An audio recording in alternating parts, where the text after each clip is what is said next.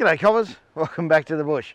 In this video we'll be checking out the Indeflate inflator and deflator. Now the great thing about this is that you can connect up two tyres at once. It is manual however, so you have to keep an eye on the gauge, and you can inflate using the valve at the bottom and deflate using the deflation collar there. So we've got the 80 up to 36 psi, and we're going to deflate the tyres at the front down to 18 psi and the back down to 20 psi. See how long it takes us. But first up, we've done a little bit of testing of this and we've noticed that the gauge is about 4 psi out. So when we had 36 psi verified in the tyres, this one was reading 32, and when we had 18 psi in the tyres, this one was reading 14. Now that's not going to provide an issue for you if you know about it beforehand, but if you don't, well, you could be wondering why you're getting bogged, and that's because you got 4 psi too much. Righto, so we'll set up and we'll deflate the tyres, we'll do a bit of timing and see how it goes. Rightio, so we're at 36 psi all around, so Maddie, can you please start the timer and we'll start the deflation.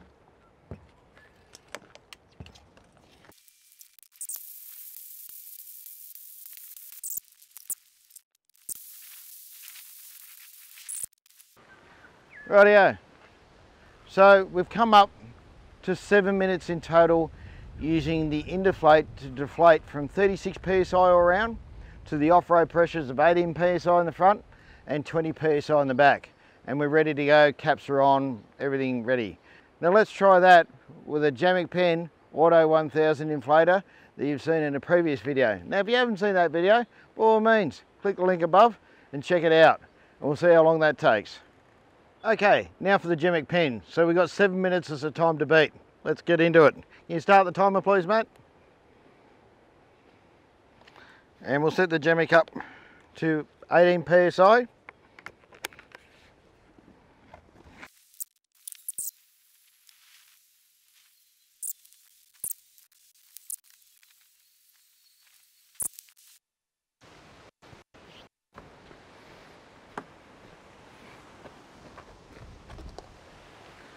Rightio, so can you stop the timer please, Matt?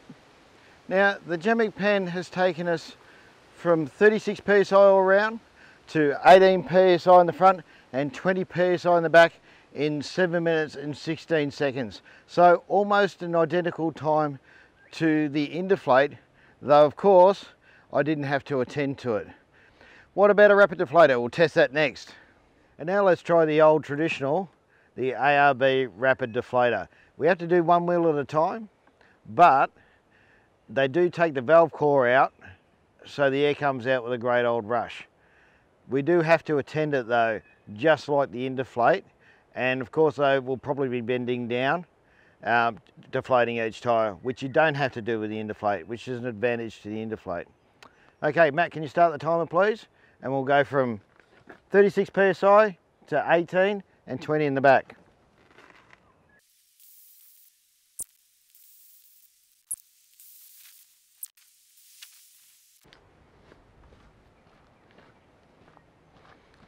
Okay, so we've gone down to 18 psi at the front and 20 psi at the back. So that's taken us a total of 5 minutes and 31 seconds using the ARB Rapid Deflator. It's the cheapest and it turns out it's also the fastest. But what about inflation? Let's get into the inflation and we'll compare the Jamik Penn Pro, the Indeflate and your traditional digital ARB inflator. Let's get into that.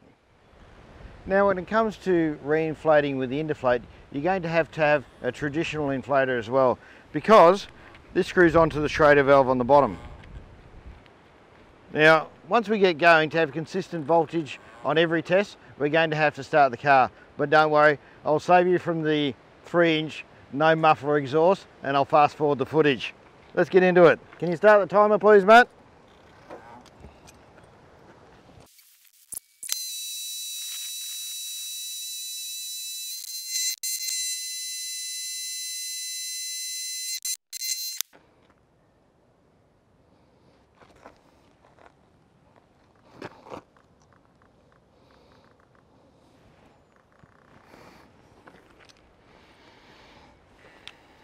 Okay, now we're back up to 36 psi all around.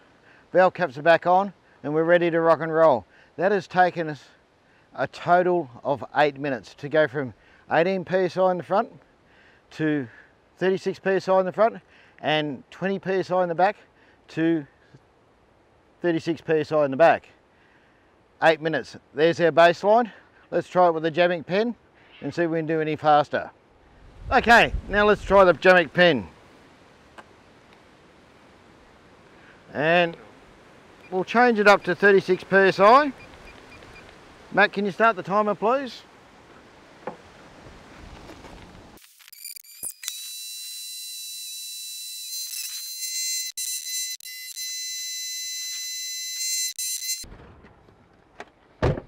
Okay, we're back up to 36 psi all round, and that's taken us a total of 6 minutes and 58 seconds, so just on 7 minutes.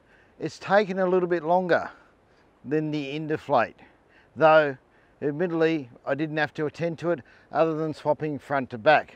But what about a traditional inflator? I mean, it's the cheapest, but is it the best or the fastest, just as the Rapid Deflator is? Let's test that out. Okay, we're back down to 18 psi in the front, 20 psi in the back, and we're going to use the standard deflator. Matt, can you start the timer, please? Let's get into it.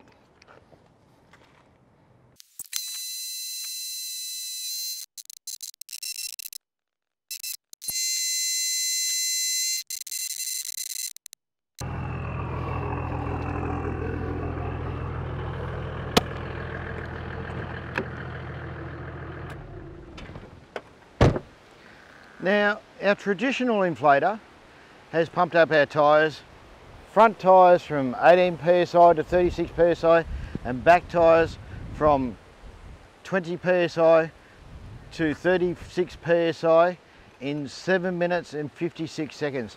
That's almost an identical time to the Induflate.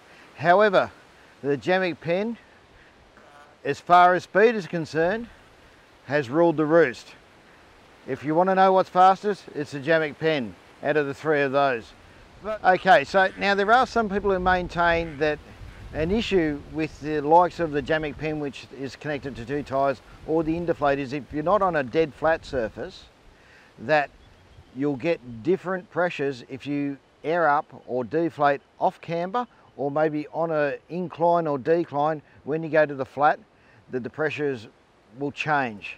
Now, that's true, that will happen. It's a solid scientific fact known as Boyle's law. And what it means is when the pressure vessel, or in this case the tyre, the volume changes, as it does when the weight on the tyre changes, that the pressure will change. And we'll prove that to you now.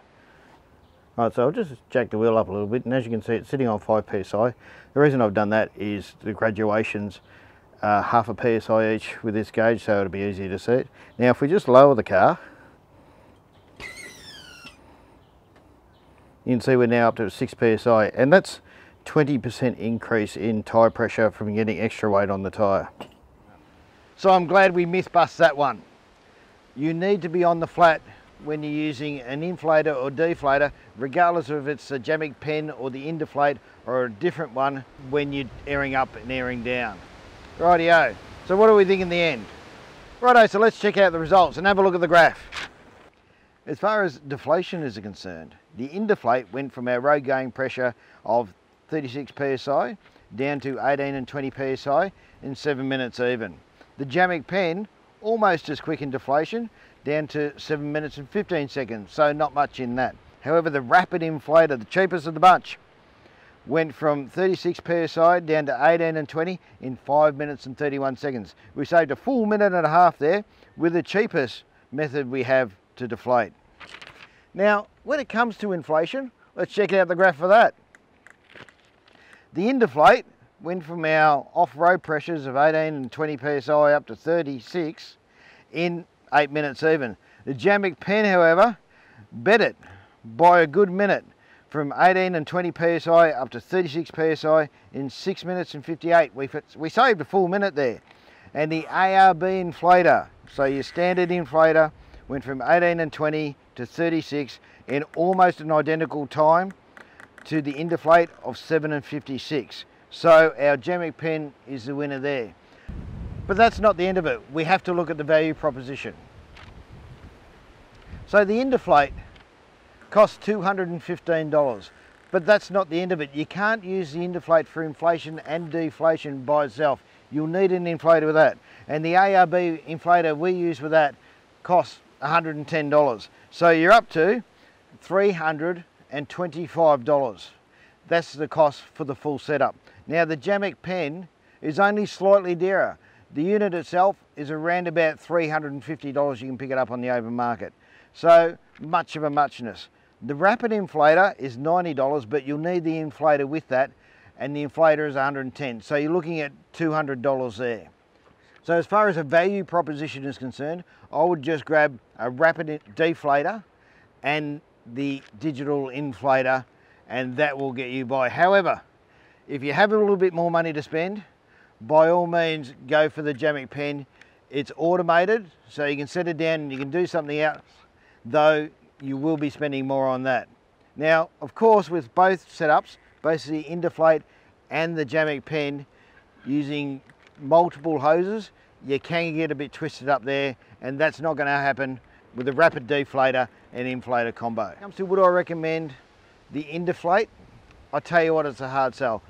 It seems to work okay, and the quality seems fine, except for the accuracy of the gauge, which was 4 PSI. Great if you know about it, not so great if you don't know about it. And you need a normal inflator with it to work with the Schrader valve at the bottom here. For just a couple more bucks, you can go for a fully automated solution, which is the Jamec pen, or for a couple of less bucks, if you're more looking at the economy scale and want a value proposition, I'd grab the inflator deflator combination from ARB or something similar. Guys, now if you like this video, don't forget to give it the old thumbs up, and if you didn't, by all means, give it the old thumbs down twice. Thanks guys, we'll see you in the next one.